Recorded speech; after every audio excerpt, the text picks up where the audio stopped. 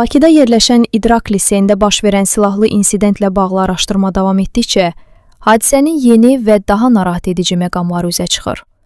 Məlumata görə, müəlliminə ov tüfəngi ilə atəş açan 10-cu sinif şagirdinin davranışları hadisədən təxminən 3 gün əvvəl dəyişməyə başlayıb. Belə ki, o, ardıcıl olaraq məktəbə həmişəkindən daha böyük və ağır görünən çanta ilə gəlib. Bu hal məktəbin mühafizəçisinin də diqqətini çəkib.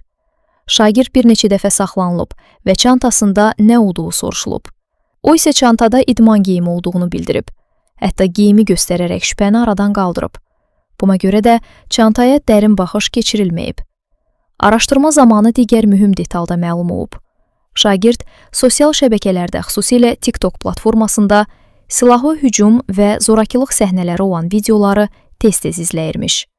Hadisə günü o, əvvəlcə ayaq yoluna gedərək geyimini dəyişib. Xaki rəngli geyim geyinərək özünü izlədiyi videolardakı obrazlara bənzətməyə çalışıb. Daha sonra sinfə qayıdaraq müəllimə atəş açıb. Atəşdən sonra sinfə daxil olan müəllimlər onu panika vəziyyətində görüblər.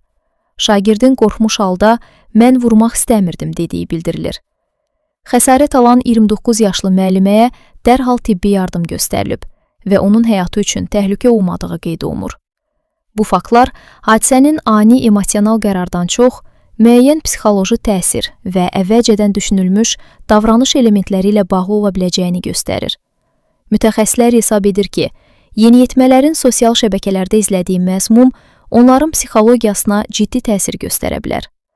Hadisə məktəblərdə təhlükəsizlik mexanizmlərinin yetərli olub-olmaması, valideyn nəzarəti və sosial şəbəkə məzmununun yeniyetmələrə təsiri kimi məsələləri yenidən gündəmə gətirdi. Bəlkə də əsas sual budur. Təhlükə qapıdan yox, telefon ekranından daxil olur.